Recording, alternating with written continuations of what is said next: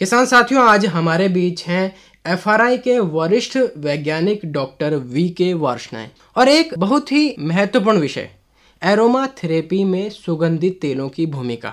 हमारे लिए तो एकदम नया है और शायद हमारे जितने भी श्रोता, हमारे जितने भी किसान साथी हमें इस समय सुन रहे हैं, उनके मन में भी अब आ रहा होगा कि ये एरोमा थेरेपी वास्तव में है क्या। तो थोड़ा सा डॉक्टर साहब एरोमा थेरेपी के बारे में आपसे जानते हैं। सबसे पहले तो आपका बहुत धन्यवाद और अपने सभी श्रोतागण का मैं बहुत स्वागत करता हूं। और ये बहुत ही रुचिपूर्ण विषय है जिस पर मैं आपको बताऊंगा। एरोमा थेरेपी की अगर हम बात करेंगे तो दो शब्द हैं इसमें, एक एरोमा है और एक थेरेपी है। तो एरोमा का मतलब होता है सुगंध और थेरेपी का मतलब उपचार। इसका मतलब सुगंध से उपचार, और इसमें हम सुगंधित तेलों से उपयोग करते हैं। तो सुगंधित तेलों के द्वारा जो उपचार किया जाता है उसको एरोमा थेरेपी कहते हैं। बेसिकली अगर हम देखें, ये जो एरोमा थेरेपी है ये व्यक्ति के मन, शरीर और मस्तिष्क को ठीक करने का एक प्राकृतिक तरीका है। अंग्रेजी में कहेंगे तो बॉडी, माइंड एंड सोल, तीनों को ठीक करने का एक ये प्राकृतिक तरीका है जिसमें सुगंधित तेलों का उपयोग किया जाता है। और यह पद्धति नई नहीं है, भले ही नाम इसको बाद में 1928 में एक फ्रांसीसी केमिस्ट ने दिया था, लेकिन सुगंधित तेलों का उपयोग मिस्र, भारत, चीन की सभ्यताओं के द्वारा पिछले 6000 वर्षों से किया जा रहा है। और अगर हम देखेंगे तो ये एक पूरक और वैकल्पिक चिकित्सा पद्धति है। ये कहीं भी इस बात को क्लेम नहीं करती है कि जो स्टैंडर्ड मेडिकल प्रैक्टिस है, जो मानक चिकित्सा पद्धति है, ये उसको सब्स्टिट्यूट करेगी। ये केवल एक वैकल्पिक और एक पूरक चिकित्सा पद्धति है। इसका नाम जो पड़ा था तो एक फ्रांसीसी रसायनज्ञ थे जिनका नाम था रेने मोरिस गेटेफोसे। तो जब वो अपनी लैब में प्रयोग कर रहे थे तो उनकी उंगली जल गई थी। उनकी उंगली जब जली तो उन्होंने उसको लेवेंडर के तेल में डिप कर दिया और उनकी उंगली ठीक हो गई।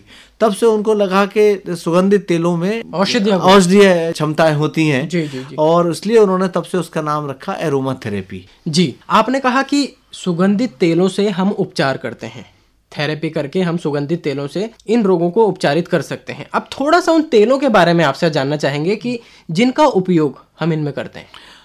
बहुत अच्छा प्रश्न पूछा है आपने।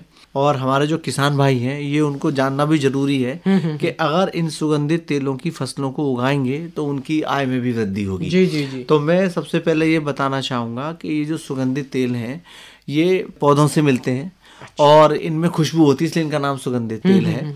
और ये वाष्पशील होते हैं, मतलब कमरे के तापमान पे ये उड़ने लगते हैं और उड़ते हैं, इसीलिए हमको इसकी खुशबू महसूस होती है। और इम्पॉर्टेंट बात यह है कि ये प्लांट के पौधों के विभिन्न भागों से प्राप्त किए जा सकते हैं। जैसे मैं एग्जांपल दूंगा, पत्तियों से जैसे तुलसी का तेल, तुलसी की पत्तियों से तेल निकलता है, गेंदे के फूलों से तेल निकलता है, गुलाब के फूलों से तेल निकलता है, दालचीनी की छाल से तेल निकलता है। इसी तरीके से आप देखिए चंदन की लकड़ी से तेल निकलता है, अगर की लकड़ी से तेल निकलता है, घास जैसे लेमन ग्रास से तेल निकलता है।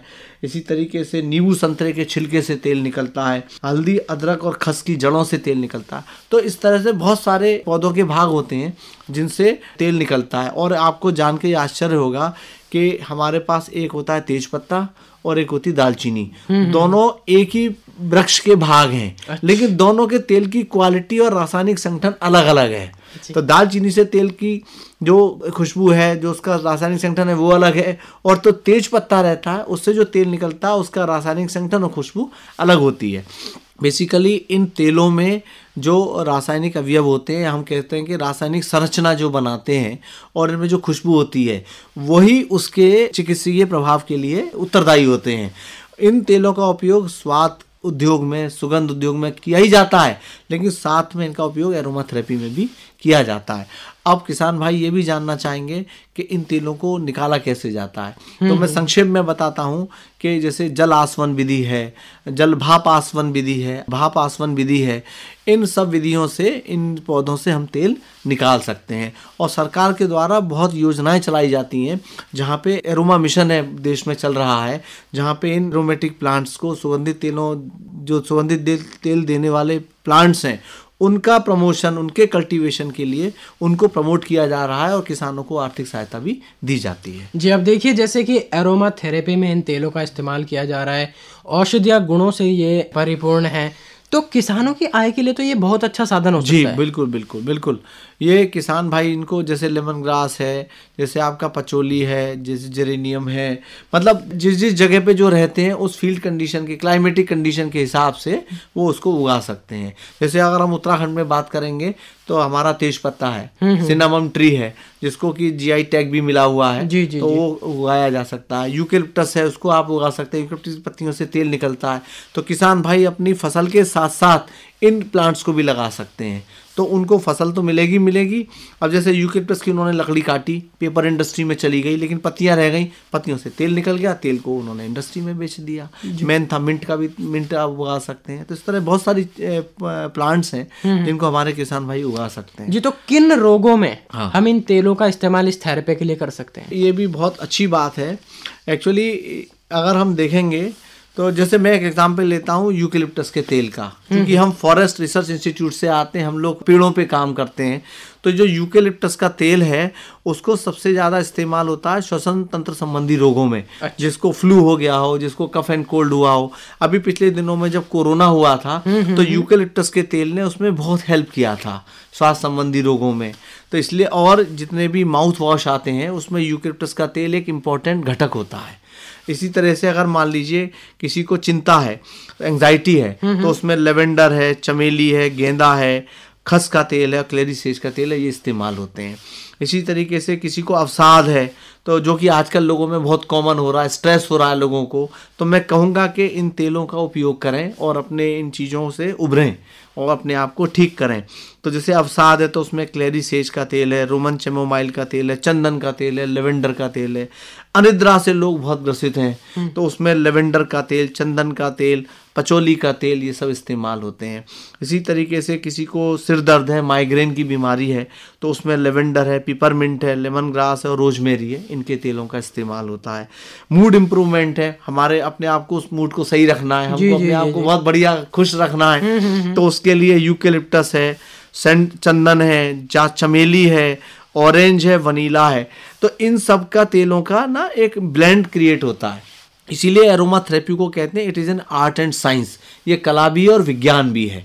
तो कला का मतलब ये होता है, जैसे हमने कहा कि हमें अपने आप को खुश रखना है, तो यूकेलिप्टस, चंदन, चमेली, वनीला और ऑरेंज के तेलों को, तो इन तेलों को एक खास अनुपात में इनको मिलाया जाता है। तो इस तरीके से अगर हम देखेंगे तो बहुत सारे ऐसे तेल हैं। इसी तरह मान लीजिए दर्द निवारक तेल हैं, अदरक हो गया, फ्रैंकिनसेंस हो गया, गूगल, पिपरमिंट हो गया, इसके अलावा लेवेंडर, रोजमेरी है, चमोमाइल है। अगर हम देखेंगे अपने हमको प्रतिरोधक क्षमता को बढ़ाना है तो सिन्नामन है, यूकेलिप्टस है, ऑरिगेनो है, फ्रैंकिनसेंस है, गार्लिक है, इसके तेलों को यूज कर सकते हैं।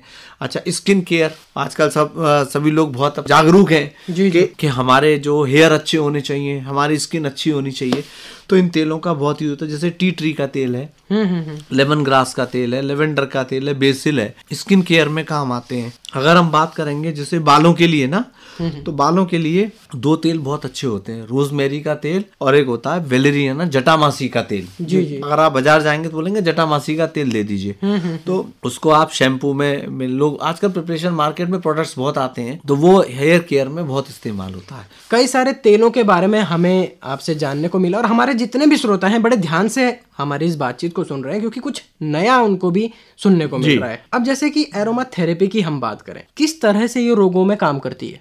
अब देखिए, ये बड़ा अच्छा प्रश्न है और सबको जानना चाहिए। देखिए, इसमें क्या है, मैंने आपको बोला ये वैकल्पिक और पूरक पद्धति है, उपचार की पद्धति है। तो इसमें क्या करते हैं, इसमें या तो हम तेल को सूंघेंगे, या हम उस तेल को पानी में डाल के स्नान करेंगे, या हम अपनी मालिश कराएंगे उससे। तो उससे होता क्या है, चाहे हम सूंघें, चाहे हम स्नान करें और चाहे हम मालिश कराएं, तो हमारे शरीर में वो अवशोषित होते हैं। अच्छा, जब हम सूंघ रहे हैं तो हमारा जो नाक है, नाक में हमारे घ्राण तंत्रिकाएं होती हैं, वहाँ से जाते हुए फिर वो हमारे दिमाग में पहुँचता है। मस्तिष्क में कुछ निश्चित क्षेत्र होते हैं जो कि हमारे व्यवहारिक और हार्मोनल दोनों चीज़ों को कंट्रोल करते हैं। तो वहाँ जाके उनका इंटरेक्शन होता है, बेसिकली शरीर के साथ तेलों का इंटरेक्शन होता है। अच्छा। तो वहाँ जाके जब वो स्टिमुलेट करते हैं उन सेंटर्स को, तो हमको भावनात्मक, इमोशनल और हमको जो हार्मोनल इफेक्ट हमको मिलता है, जिसकी वजह से हमको अपने शरीर में रिलीफ मिलता है। तो हम कहते हैं ना, मन को, मस्तिष्क को और शरीर को, तीनों को ये ठीक करते हैं। अब देखिए, जैसे आपने बताया कि इन तेलों को हम सूंघ सकते हैं, स्नान में इनका इस्तेमाल कर सकते हैं, लेकिन इसके अलावा भी क्या कुछ अन्य विधियां हैं जिसका इस्तेमाल हम एरोमा थेरेपी में करते हैं? हाँ जी, विधियां तो बेसिकली यही हैं, लेकिन प्रोडक्ट्स हैं। जैसे आपने कहा कि हम इसको कैसे करेंगे। अब किसी को मान लीजिए सूंघना है, तो ऐसे नहीं है कि वो शीशी में तेल लेके फुट से सूंघ लेगा। तो बहुत सारे बाजार में प्रोडक्ट्स उपलब्ध हैं, जैसे हम कहते हैं डिफ्यूजर्स हैं।